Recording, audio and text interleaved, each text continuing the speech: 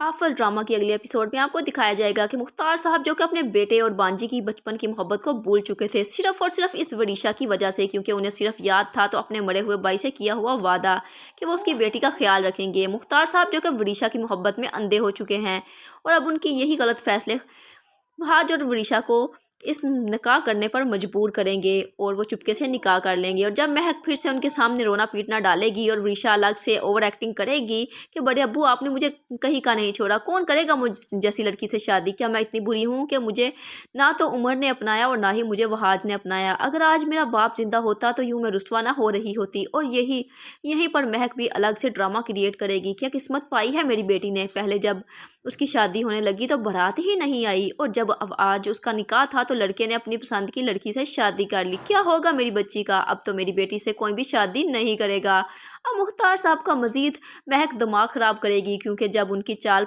उन पर ही उल्टी पड़ जाएगी तो अब वो फिर से अपना दिमाग घुमाएंगी कि किस तरह से अब मुख्तार साहब के दिल में जगह बनाई जाए और इनकी दौलत हथियाई जाए, क्योंकि उन्हें पता है कि बीजान और मुख्तार साहब इस वक्त उनके साथ हैं। उनकी हमदर्दी समेटने का ये बहुत शानदार मौका है, जबकि वरीशा का तो बस ही नहीं चल रहा होता। जिस तरह से उसने अपने बॉयफ्रेंड हमजा की पिटाई की थी वो वहाज की भी उसी तरह से पिटाई कर दे, लेकिन वो यहाँ पर बेबस होती है क्योंकि वो अपना असली चेहरा दिखाकर अपना बना बनाया खेल ख़त्म नहीं करना चाहती, इसलिए चुपचाप ओवर एक्टिंग करती रहेगी। और जब देखेंगे कि मुख्तार साहब का पारा हाई हो चुका है तो ऐसे में शिफा अब हाथ जोड़ती है कि प्लीज़ बड़े अब्बू मुझे माफ़ कर दे, हम आपकी इज़्ज़त का मान नहीं रख सके, हम एक दूसरे से बहुत मोहब्बत करते थे, इसलिए हम एक दूसरे के बगैर नहीं रह सकते, इसलिए हमें मजबूरन ये कदम उठाना पड़ा क्योंकि आपने हमें इसके लिए मजबूर कर दिया था। लेकिन ऐसे में मुख्तार साहब उनकी एक नहीं सुनेंगे और उनको कहेंगे कि दफ़ा हो जाओ यहाँ से, क्योंकि महक कहती है कि पहले मेरी बेटी को गैरों ने धुतकारा और अब मेरी बेटी को अपने धुतकार रहे हैं। ऐसे में मुख्तार साहब वहाज को और शिफा को कहते हैं कि चले जाओ यहाँ से, इस घर से और इस घर की चीज़ों से अब आप लोगों का कोई ताल्लुक नहीं। महक यही तो चाहती थी।